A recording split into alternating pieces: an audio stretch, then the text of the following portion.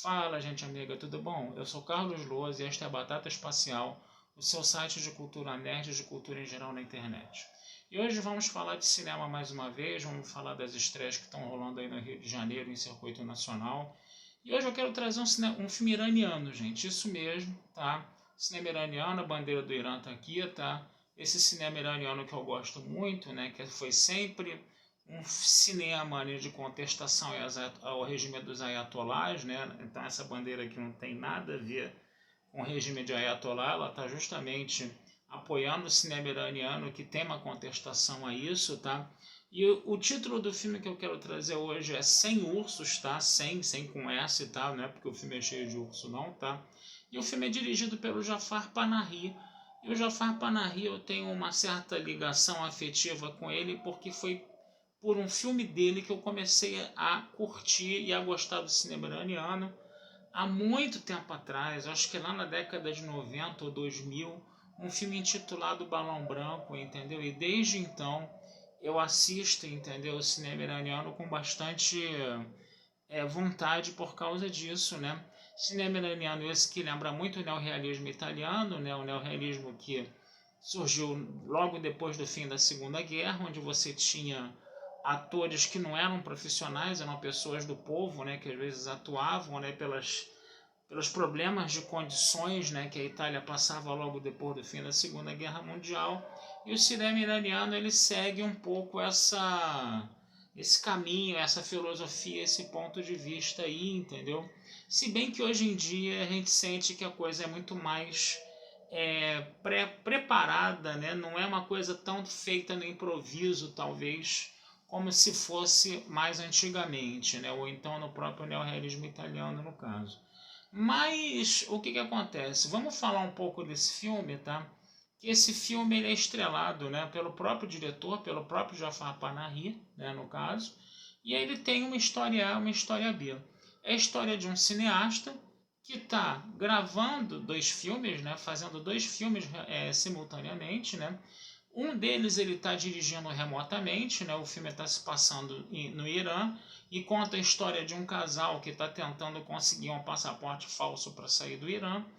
E por um outro lado você tem o Panahi, que está num vilarejo bem no interior do Irã, com toda uma cultura e uma tradição bem específicas, né, no caso, né?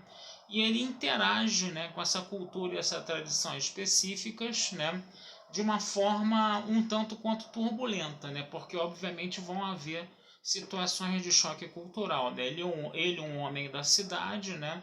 Nessa cidade, né, nesse vilarejo que é muito tradicional, né, no caso, né, e ele estranha alguns rituais, como por exemplo, a menina que quando nasce, né, o cordão umbilical dela já é prometido ao futuro marido dela, né, logo no momento do nascimento, né, e depois o que acontece? Esse casal já está desde o nascimento prometido um ao outro, né, os membros desse casal, né?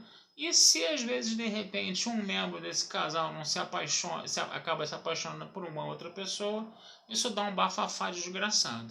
E aí o Panahi filmando a cidade e fotografando a cidade, tá?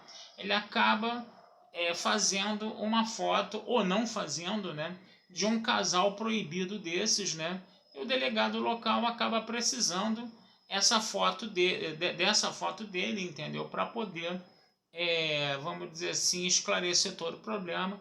E isso acaba levando a situações inusitadas e a uma confusão danada onde o Panahi vai estar envolvido, tá? E aí é muito interessante a gente perceber também que tem a questão do diretor, né? Que é perseguido pelo governo, né? Que é perseguido pelo regime dos ayatollahs, ele é proibido de sair do país, né? E ele fica, esse vilarejo é numa região bem fronteiriça do Irã, né? Que não é controlado pela Guarda Nacional, tá? Pela Guarda Revolucionária, é controlado mais por um grupo de contrabandistas, né? E um dos membros da equipe de filmagem dele entrou num acordo com os contrabandistas para ele poder filmar numa outra cidade. Ele andou numa região ali meio proibida, né? Isso foi uma coisa também que provocou muita turbulência nessa comunidade local. Então, quer dizer, você tem a questão do cineasta que é perseguido pelo governo, você tem a questão do cineasta que está tendo problemas de choque cultural com um vilarejo extremamente tradicional, E você tem o problema, né, do cineasta que tem que dirigir um filme que é à distância remotamente, o filme se passa em Teherã, né? E no caso, o que acontece? Esse casal, a mulher não quer ir para a Europa sozinha e deixar o marido para trás, né? Com o marido indo depois, né? Ela acha que o marido é muito dependente dela, ela não pode ir embora, né, no caso, e ela fica muito, vamos dizer assim, bolada, porque o marido acaba mentindo para ela, porque o marido, no final das contas, só conseguiu um passaporte para ela, né? E isso acaba provocando um choque.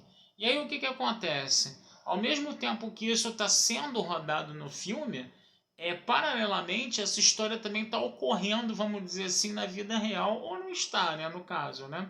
Isso acaba provocando um choque real e verdadeiro, né, entre aspas, né, nesse casal fora do âmbito da filmagem, né?